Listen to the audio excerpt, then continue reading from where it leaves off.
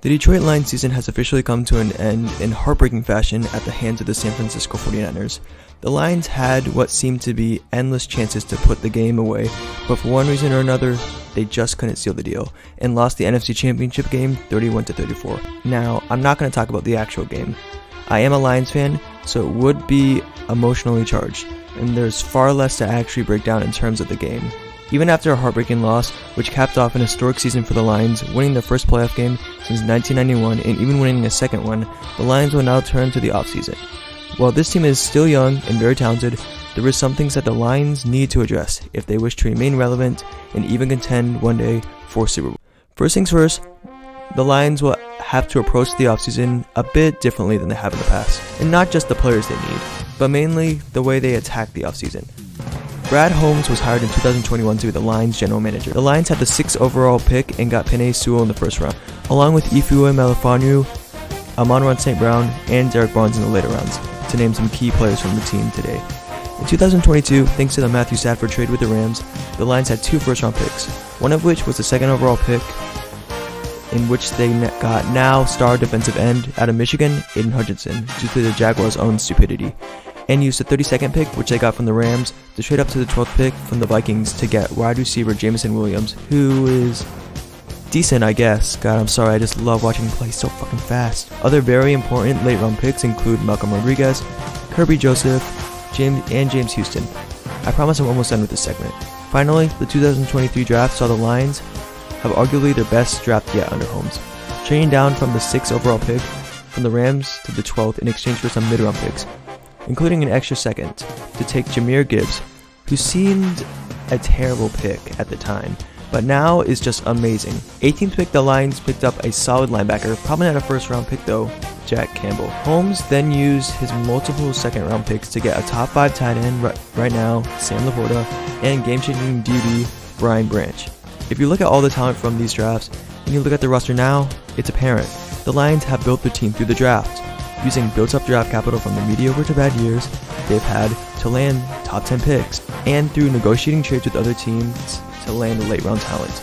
This offseason, however, will be much different. Due to the Lions' success, they now sit at the 29th overall pick in the draft, which could land you some talent, but let's be real, it also doesn't give you a game changer most likely, like what Holmes has grabbed in the past. Also, a lower draft pick means less draft capital when trading, which has helped the Lions grab some mid-round talent, like, let's say, Amon-Ra St. Brown, Brian Branch, Sam Laporta, James Houston, and others. In order to fix the glaring needs the Lions need to build through free agency. They've tried that last offseason, but with mixed results.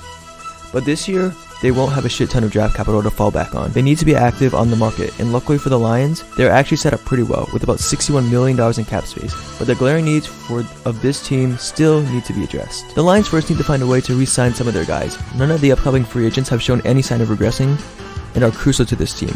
On the subject of Goff, I am very pro-Goff, even when sometimes the eye test tells me we can never win with him, he's too slow, he still finds a way to win, and always ends up playing a good to phenomenal game, both from the actual play on the field once the game is over and in the stat sheets. Hell, he threw for over 4,500 yards with 30 touchdowns and 12 picks, which was 5 more than he threw last year, but it isn't enough of a concern to make me think that he's a liability and chaos with the ball.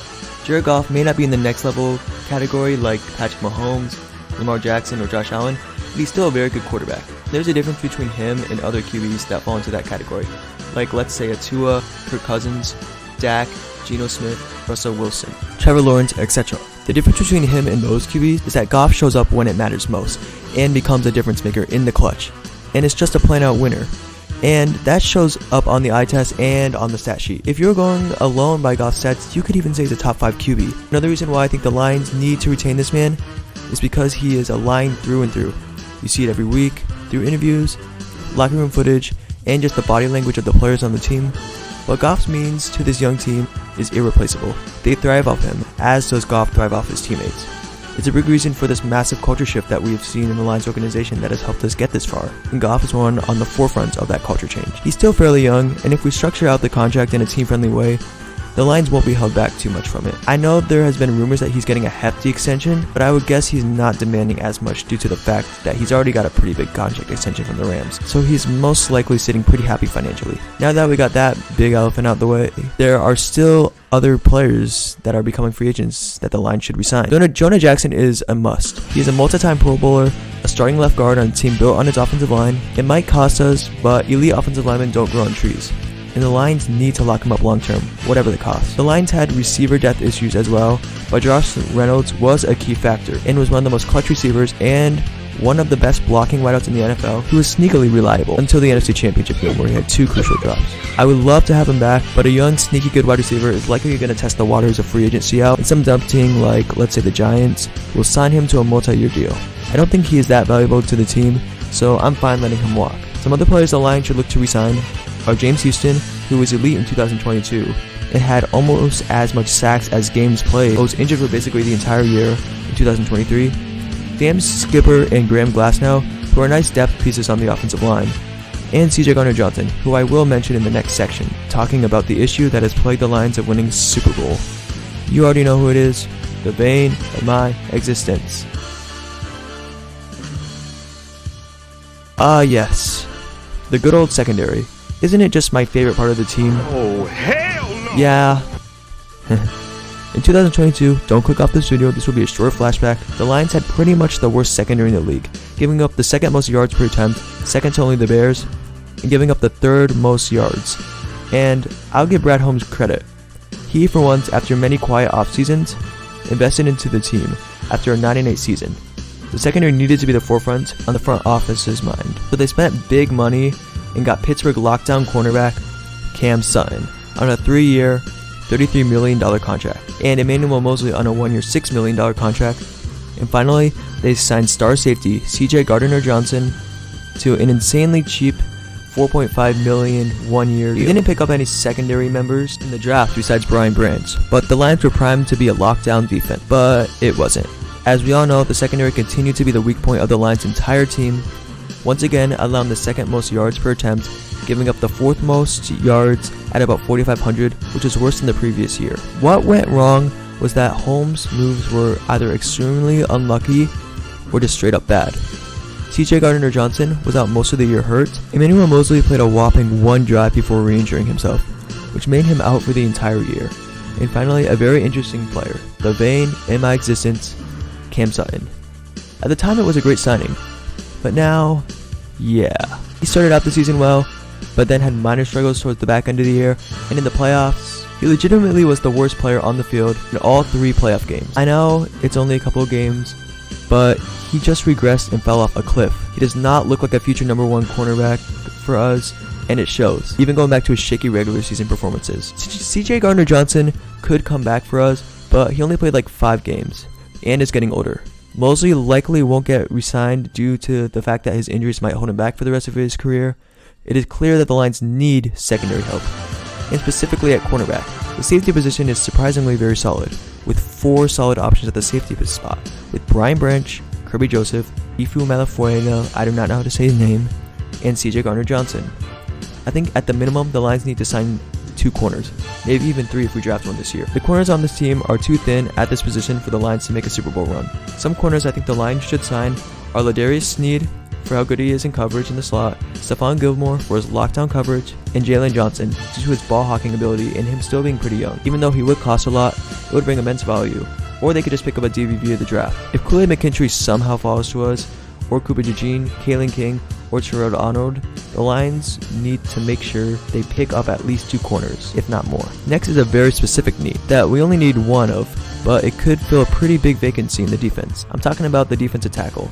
It might come as a surprise that the defensive tackle was mentioned in the Lions' biggest offseason needs video, considering that the Lions' run defense was just not a weakness, but actually a strength, with the Lions allowing the 2nd fewest rush yards in the league and allowing the 3rd fewest per carry at only 3.7. And the Lions do have a long-term guy at defensive tackle, Aleem McNeil, who should get extended if he plays well this year. But when watching the games, there was an emptiness, almost like a ghost player, who could never put any pressure on the QB, usually relied on the linebackers to help secure his gap, and could never stick in the defense constantly getting injured. I'm talking about whoever played defensive tackle 2 for the Lions this year. Isaiah Bucks has been hurt and rarely made an impact. Broderick Martin could never really stay in the position, and Josh Pascal didn't fit in a defensive tackle. So they moved him to be an on and off player at defensive end. Defensive tackle too for some teams isn't a very big need, but the Lions run a lot of 4-man front schemes and sometimes need the defensive lineman to show up to bail out the awful secondary. In games where the Lions didn't get enough pressure and failed to tackle whoever is running the ball, they usually get burnt. I think the Lions need a defensive tackle who can play alongside a very run stopper heavy Ali McNeil and be a guy who can pressure the QB in the backfield so that the Lions defense won't be so easy to play against. And there's one player I think that signing would be a game-changing move and transform the defense and make the defensive line a shit-wrecking unit. Christian Wilkins is already one of the best defensive players in the league, let alone defensive tackle, and I think signing him long-term would be absolutely worth it.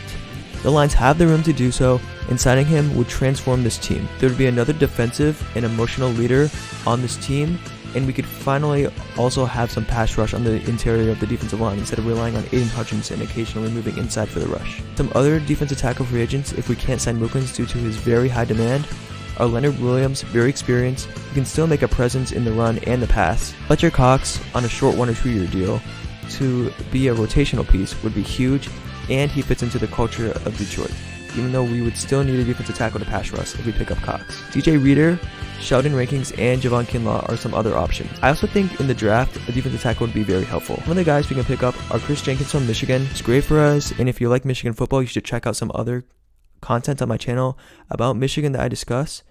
Anyways, some other good defensive tackle draft prospects are Byron Murphy, who would be an absolute steal if he fell to us, and Jazon Newton, who has been a consensus number 1 defensive tackle in scouting departments. Finally, there is one more minor need that I feel the Detroit Lions should address, actually on the offensive side of the ball. Even though the Lions' pass offense is lethal and still amazing and will continue to be amazing going into next year, another wide receiver would be instrumental and would be nice to just give Goff another person to throw to. And I'm not going to factor in Sam Laporta when talking about Goff's weapons. He's amazing, but tight ends can only do so much. Amon-Ra St. Brown is obviously amazing and will get a hefty extension next year. The wide receiver 2 and 3 positions are shaky. Look, I love JMO. He has all the tools for success, and the people are forgetting that he's still developing, and missing his rookie year due to injury was crucial development missed.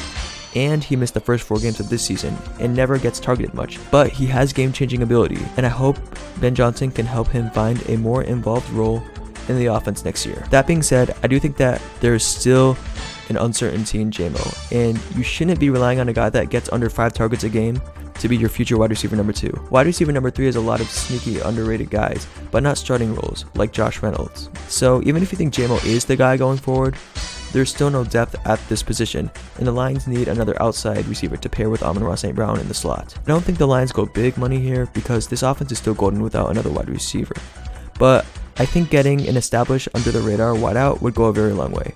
A guy like Michael Pittman would do just that, an under the radar guy who has been overlooked at Indy due to the irrelevancy of the Colts, but he could be a true wide receiver 2 guy if we can get him on a short deal. Darnell Mooney and Gabe Davis are some other guys as well. I don't think we draft anyone because a first round pick isn't really worth it, and mid-round wide receivers are usually hard to find anyone good. That would do it for today's video, guys. If you made it to this point, I want to thank you, because the fact that you're taking time out of the day to watch my video means a lot. I'm gonna try. I'm working on a video every day. Probably not gonna post one every day, but I'll be working on one. Whether that's writing the script, editing it, recording it, or just brainstorming. I'm gonna be working on this more to keep me, more active. And if you want to, you can subscribe and like. But anyways, thank you guys for watching. See ya. One Pride. Go Lion.